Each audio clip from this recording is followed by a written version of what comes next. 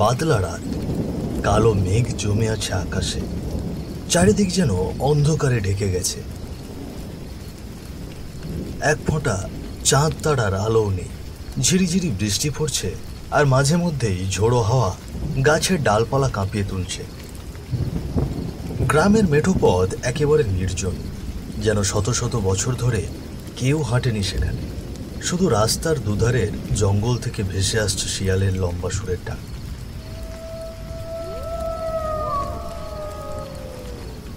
একজন লোক হাতে পুরনো ছাতা, মাথায় গামছা চাপা দিয়ে হাঁটছে সেই পথে। বাতাসে ছাতাটা উল্টে যাওয়ার উপক্রম।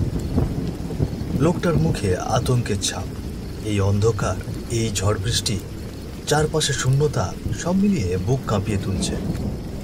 হঠাৎই একটা পুরনো পাকুড় গাছের নিচে বৃষ্টির ঝাপটা ভেদ করে চোখে পড়ল একটা মেয়ে। মেয়েটার বয়স বড়জোর 17 কিংবা 18, এর বেশি নয়। পরনে লাল শাড়ি, ভিজে গেছে পুরো শরীর, কিন্তু মুখ ঢাকা কালো কাপড় দিয়ে। শুধু কাঁপা কাঁপা কণ্ঠস্বর শোনা গেল, এই যে দাদা, ও দাদা, একটু শুনবেন, এদিকে একটু আসুন না। লোকটা থমকে দাঁড়ালো, বুকের ভেতরটা কেঁপে উঠল। কে আপনি? এত রাতে এখানে কেন? এদিকে একটু আসুন না। আমি আমি পড়ে গেছি দাদা, দেখুন না, আমার পায়ে কাঁটা ঢুকে গেছে, রক্ত ঝরছে, হাঁটতে পারছি না। আমি যাচ্ছিলাম মোহনপুর ডাকঘরের দিকে, কিন্তু পৌঁছতে পারলুম না। লোকটা দ্বিধায় পড়ে গেল। ভেজা কাদায় আস্তে আস্তে মেয়েটার কাছে আরেকটু এগিয়ে গেল। দেখতে পেল সত্যি তার পায়ে রক্তে ভিজে যাচ্ছে মাটি।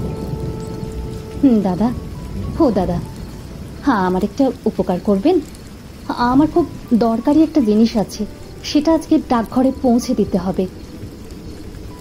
আপনি যদি সেটা আমার হয়ে পৌঁছে দিতেন তাহলে আমার অনেক উপকার হতো। এই যে এটা, এই নিন, ডাকঘরের পোস্টমাস্টারের হাতে দেবেন। উনি যেন আগামীকালই এটা এই ঠিকানায় দিয়ে দেন। ঠিকানাটা ভেতরে লেখা আছে।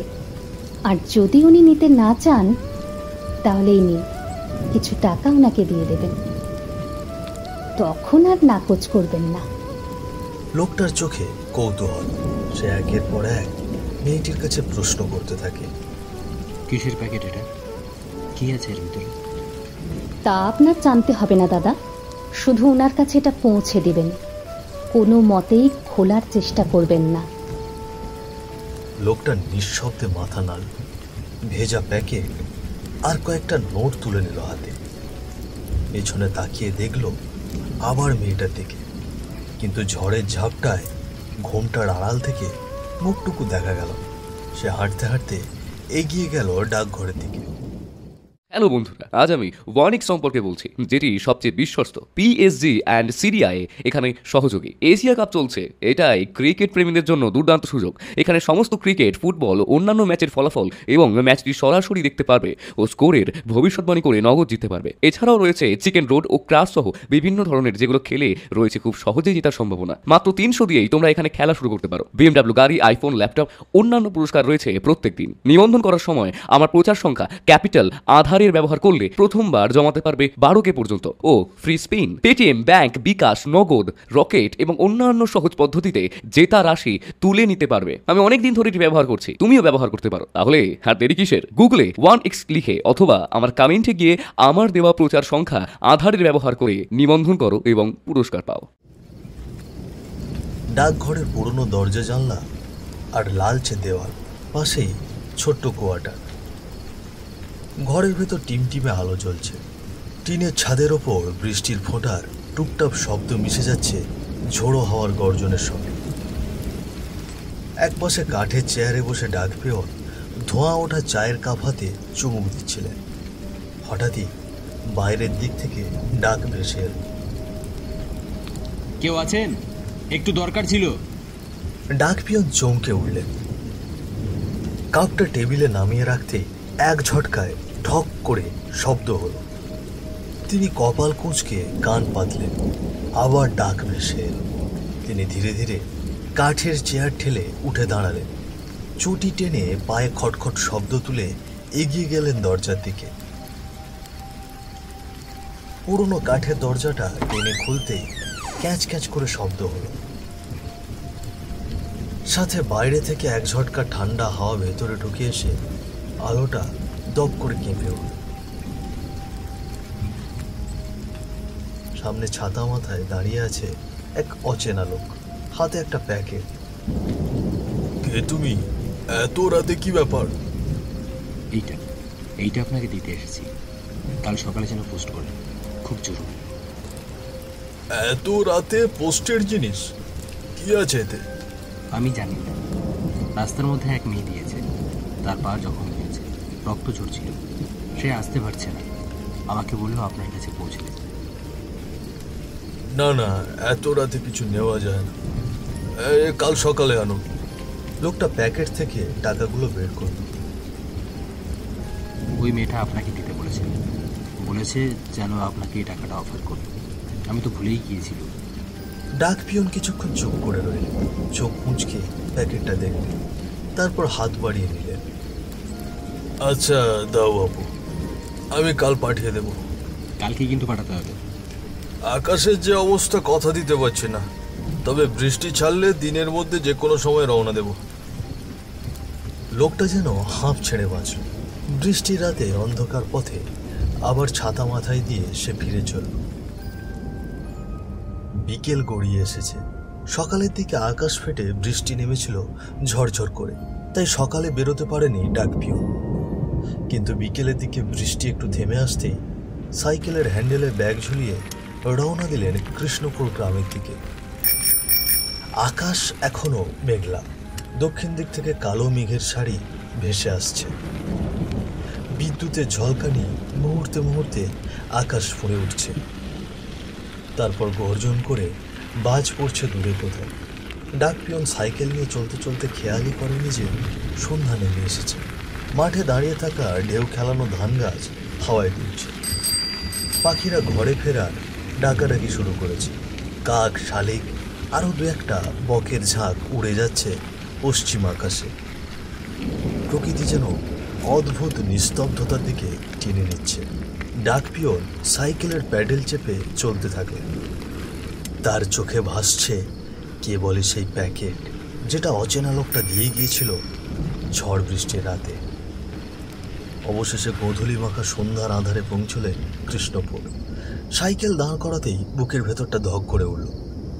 চারপাশে ঘন জঙ্গল, ঝোপঝাড় ভর্তি, কোনো ঘরবাড়ি নেই।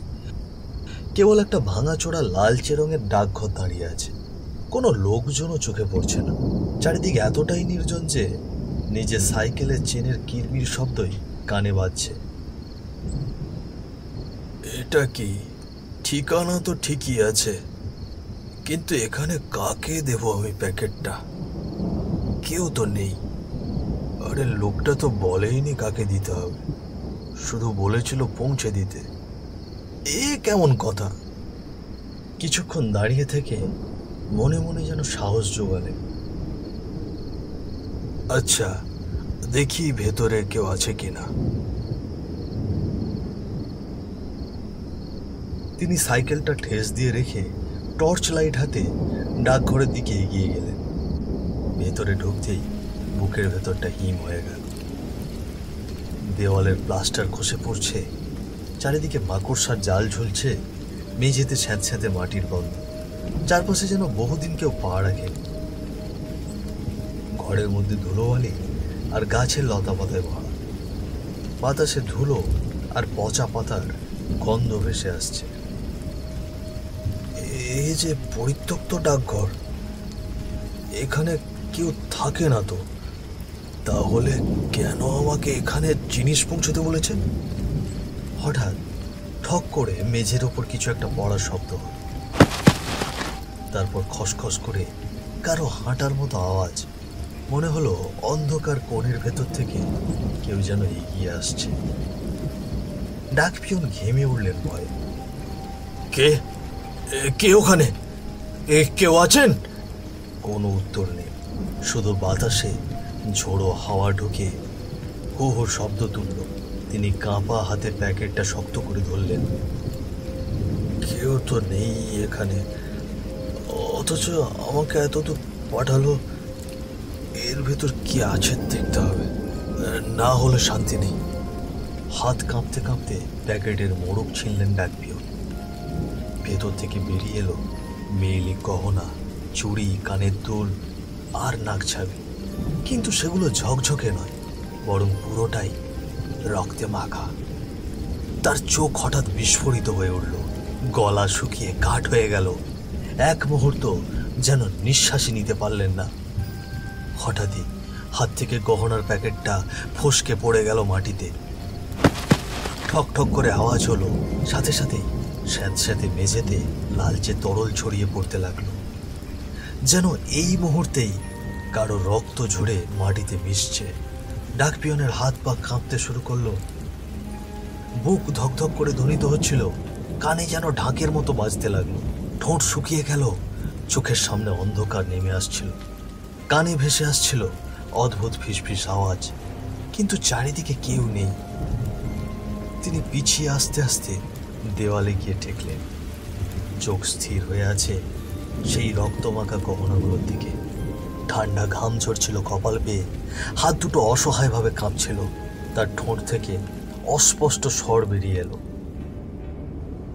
হে ভগবান, কি দেখছি আমি? এ তো মানুষের রক্ত। আশপাশে কেউ নেই, অথচ ঘরের ভেতর বাতাসে যেন কারো হাঁটার শব্দ ভেসে আসছিল, কখনো পেছনে কখনো পাশে। বাইরে আচমকা বজ্রপাত হলো, মুহূর্তেই আকাশ ভেঙে বৃষ্টি নেমে এলো। গাছপালা দুমড়ে মুচড়ে ঝড়ের তাণ্ডব শুরু হলো। ঝোড়ো হাওয়ায় বৃষ্টির ঝাপটা জানালার ফাঁক দিয়ে ঢুকে টর্চ লাইটের টিমটিমে আলো কাঁপিয়ে তুলল। ডাকঘরের ভেতরে দাঁড়িয়ে ডাকপিয়ন হঠাৎই শুনলেন খসখস শব্দ, যেন কারো পায়ের চাপা শব্দ ভেসে আসছে। এক মুহূর্তে বিদ্যুতের ঝলকানিতে তিনি দেখে ফেললেন কালো ধোঁয়ার মতো জমাট বাঁধা অদ্ভুত এক অবয়ব ঘরের কোণের অন্ধকার থেকে বেরিয়ে আসছে। ধীরে ধীরে আকার নিচ্ছে মেয়ের মতো এক ছায়ামূর্তি। লাল শাড়ি, ভিজে শরীরের সঙ্গে লেপ্টে আছে, মুখ ঢাকা। তার চারপাশে কালো ধোঁয়া পাক খাচ্ছে, যেন জ্বলন্ত চিতার ছাই বাতাসে ভেসে আছে। ডাকপিয়ন দম আটকে তাকিয়ে রইলেন। কি হলো? আজ তুমি অবাক হচ্ছ? তুমি যে প্যাকেটটা এনেছো সেটা তো আমারই। এ গহনা আমার। কে কে তুমি? অবয়বটা ধীরে ধীরে মুখের কাপড় সরাল। ফ্যাকাশে মুখ, রক্তমাখা ঠোঁট, কপালে গভীর ক্ষতচিহ্ন, চোখ দুটো ফাঁকা, যেন শূন্যে তাকানো। ডাকপিয়নের শরীর ঠান্ডা হয়ে এলো। তিনি স্থির দাঁড়িয়ে আর এক মুহূর্ত যেন সহ্য করতে পারছেন না। আত্মার চোখ ফাঁকা, কিন্তু সেখানে জল জল করে আলো জ্বলছে। কণ্ঠে বিষাদ, কিন্তু তার শরীর থেকে নির্গত ধোঁয়া যেন ক্রমশ রক্ত গরম ক্রোধে পরিণত হচ্ছে। আজ আমি ফিরে এসেছি। তাদের আমি ঠিক খুঁজে বের করব, যারা আমার মৃত্যু ঘটিয়েছিল। তারপর তাদের আমি ছিন্ন ভিন্ন করব। আমি কি কি কি করেছি? আমাকে কেন এখানে ডেকে নিয়ে এসেছো? কেন রে, তোর মনে নেই কি করেছিলি? তুই আমার সর্বনাশের আসল গুরু। তুই সেই দিন আমাকে মিথ্যে ভুয়ো চিঠি পোস্ট করেছিলি। একটু ভালো করে মনে করে দেখ, আজ থেকে 5 বছর আগে তুই কি করেছিলি?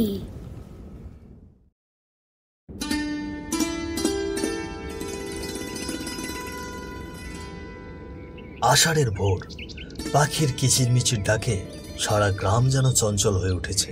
তবুও কোথাও কোথাও ক্লান্ত নীরবতা জমে আছে। সেই সকালের ভেতরেই এক টিনের চালের ভাঙাচোরা ঘরের ভেতরে মাটির মেঝেতে এক কোণায় চাটাই বিছানো।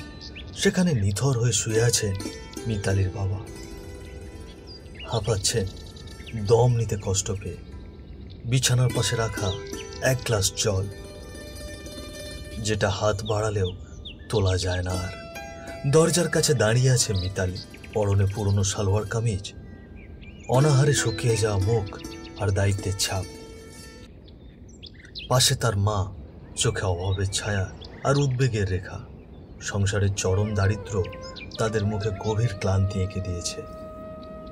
এভাবে কি করে চলবে বলতো মিতালি? তোর বাবার অবস্থা দিন দিন খারাপ হচ্ছে। ডাক্তার দেখানোর টাকাও নেই, ঘরে তো এক মুঠো চালও নেই। আমি তো মাধ্যমিকটা কোনো রকমে পাশ করলাম মা, এরপর পড়াশোনারও আর কোনো উপায় হলো না। চাকরি বাকরির ব্যবস্থা যদি কিছু করতে পারতুম।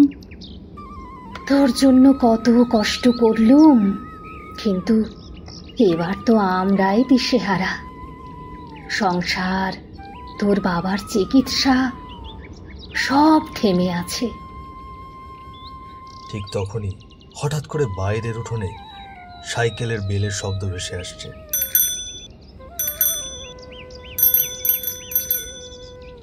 তারা দুজনে চমকে দরজার দিকে তাকায়। মিতালি দরজা খুলে বাইরে বেরিয়ে এসে দেখে ডাকপিয়ন সাইকেল দাঁড় করিয়ে হাতে একখানা চিঠি নিয়ে দাঁড়িয়ে রয়েছে। এই নিন, আপনাদের নামে চিঠি এসেছে। চিঠি? হ্যাঁ, আমাদের নামে? মিতালি দৌড়ে গিয়ে ডাকপিয়নের হাত থেকে চিঠিটা নিয়ে চিঠিটা খুলে পড়তেই মা আর মেয়ের চোখে জল ভরে ওঠে। চিঠিতে লেখা মিতালির চাকরি হয়েছে, আজই তাকে রওনা দিতে হবে। জীবনের এই অন্ধকারে হঠাৎ আশার আলো জ্বলে উঠল যেন। দেখ দেখ মিতালি, ভগবান শোনেনি ভাবিস? না রে না, ভগবান আমাদের দিকে চোখ তুলে চেয়েছে রে। এই চাকরিটা যদি সত্যি হয়ে যায় তবে তো আমাদের কপাল ঘুরে যাবে। মা মা আমি যাব, আমি বাবার চিকিৎসার ব্যবস্থা করব, সংসারটাকে আমি বাঁচাবো। চিঠিতে লেখা ঠিকানা ধরে সেদিনই মিতালি রওনা হলো কৃষ্ণপুর ডাকঘরের দিকে। ঘর থেকে বেরোনোর সময় তার চোখে শুধু আশা আর স্বপ্ন। কৃষ্ণপুর ডাকঘরে পৌঁছে সে দেখল 3 জন লোক অপেক্ষা করছে। আপনি মিতালি, আপনার চাকরির ব্যবস্থা হয়ে গেছে। নেপালের বড় চাকরি, বেশ ভালো বেতন। তবে আপনাকে তার আগে একটু প্রস্তুত হতে হবে। কিভাবে? এই সালোয়ার কামিজে হবে না, মেয়ে মানুষের মতো সাজগোজ করতে হবে। আমরা আপনার জন্য শাড়ি আর গহনা এনেছি। অবলা মিতালি কিছুই বুঝতে পারল না। তারা যে নারী পাচারকারী সেটা তার ধারণার বাইরে। গলায় হাতে গহনা ঝুলিয়ে তারা তাকে এক ঘরে পাঠালো পোশাক পাল্টাতে। কিছুক্ষণ পর মিতালি লজ্জা মিশ্রিত দ্বিধায় বেরিয়ে এলো শাড়ি গহনা পরে। সেই মুহূর্তেই লোকগুলোর চোখে অশুভ লোক ঝিকমিক করতে লাগলো। এমন মেয়েকে নেপালে বিক্রি করলে মোটা দাম আসবে, কম করে 50,000। কি বলছেন আপনি? কি বলছেন এসব? বিক্রি করবেন মানে? তার বুক কেঁপে উঠল। সে দৌড়ে পালাতে চাইল, কিন্তু শক্ত হাতে লোকগুলো তাকে চেপে ধরল। কোথায় যাও সোনা পাখি? আসো না আমার কাছে। না না পাখি, তোমাকে যে উঠতে দেওয়া যাবে না। তুমি যে আমাদের খাঁচায় ঢুকে পড়েছ। ছাড়ুন, ছাড়ুন আমাকে, আমাকে যেতে দিন। আমি কারো কাছে কিচ্ছু বলবো না, কিচ্ছু বলবো না। আমাকে বাড়ি যেতে দিন, আমাকে বাড়ি যেতে দিন। বাইরে তখন প্রচন্ড ঝড় বৃষ্টি শুরু হয়। মিতালি বাঁচার জন্য গলা ফাটিয়ে চিৎকার করে কান্না করছে, কিন্তু সেই কান্না কেবল দেওয়ালে প্রতিধ্বনিত হয়ে রইল। 3 জন মিলে টেনে হিচড়ে তাকে ভেতরে ফেলে দিল। ঘর ভরে উঠল তার চিৎকারে। অথচ বাইরের পৃথিবী নির্বিকার। কয়েক ঘন্টার নির্যাতনের পর অবশেষে এক ছুরির আঘাতে তার গলা কেটে দিল তারা। শেষ নিঃশ্বাসে মিতালির চোখ ভরে গেল জল আর আতঙ্কে। সে শুধু ফিসফিস করে বলল, মা আমি পারলুম না মা, বাবা আর আমাদের সংসারকে বাঁচাতে পারলাম না। সব শেষ। সেই ঘরেই নিথর হয়ে পড়ে রইল সে। গহনা রক্তে ভিজে গেল, যে গহনাগুলো চাকরির প্রতিশ্রুতি হিসেবে তার হাতে তুলে দেওয়া হয়েছিল। সেদিন তুই আমাকে সেই ভুয়ো চিঠিটা দিয়েছিলি, যে চিঠির জন্য আমার সর্বনাশ হলো। আমার অসুস্থ বাবার চিকিৎসা করাতে পারিনি, মায়ের মুখে এক মুঠো ভাত তুলে দিতে পারিনি, আমাদের ঘরে এক দানাও চাল ছিল না সেদিন। আমি ভেবেছিলাম চাকরি পেয়েছি, নতুন আলো ফুটবে আমাদের জীবনে, কিন্তু তা হয়ে গেল আমার জীবনের শেষ আলো। তোকে আমি ছাড়বো না, কিছুতেই না। দয়া করো, আমার কোনো দোষ নেই। আমি তো চিঠি খুলে পড়িনি। একজন লোক কিছু টাকা দিয়ে আমাকে বলেছিল চিঠিটা তোমাদের বাড়িতে পৌঁছে দিতে। আমি শুধু সেই কাজটাই করেছি। আমার কোনো দোষ নেই। আমাকে মাফ করে দাও, আমাকে মাফ করে দাও। না, তুই ভুল করেছিলি। তোর তো উচিত ছিল চিঠিটা কোথা থেকে এসেছে দেখা, কে পাঠিয়েছে, কোথায় পাঠানো হচ্ছে দেখা উচিত ছিল তোর। চিঠি পৌঁছে দেওয়াই শুধু নয়, তার উৎসের খোঁজ জানাটাও একজন ডাক পিয়নের দায়িত্ব। তুই যদি সেদিন সত্যিটা খুঁজে দেখতি, তাহলে হয়তো আমার জীবনটা এভাবে শেষ হতো না। একটা মিথ্যা চিঠি আর কয়েকটা নোট, সেটাই আমার জীবনটাকে শেষ করে দিল। আজ আমি তোকেও শেষ করব, আর তারপর বাকি সবাইকে। ডাকঘরের ভেতরে আবার অন্ধকার নেমে এলো, কেবল বৃষ্টির শব্দ আর ঝড়ের হাহাকার। হঠাৎ মিতালির আত্মা গর্জে উঠল, তার চোখ দুটো থেকে ঝরে পড়ল আগুনের শিখা। মুহূর্তে সেই আগুন লেলিয়ে দিল ডাক পিয়নের দিকে। ফস ফস করে আগুন ছড়িয়ে পড়ল চারপাশে। পুরোনো কাঠের দরজা, ভেজা দেওয়াল, টেবিল, চেয়ার সবকিছু দাউ দাউ করে জ্বলতে লাগলো। চিৎকার করেও বাঁচতে পারল না ডাক পিয়ন।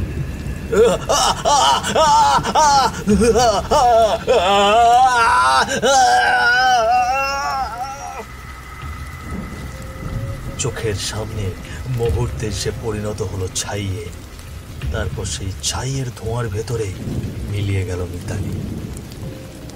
কেবল বাতাসে রয়ে গেল এক অশ্রুত শব্দ, আমি মুক্ত।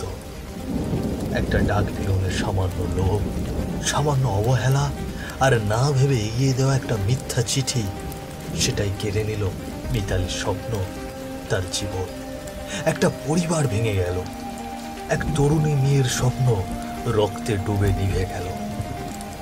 জীবনের প্রতিটা দায়িত্ব যত ছোটই হোক না কেন গুরুত্বের সঙ্গে পালন করা উচিত, কারণ সামান্য ভুল, সামান্য লোভ কারো জীবনের জন্য হতে পারে সবচেয়ে বড় সর্বনাশ।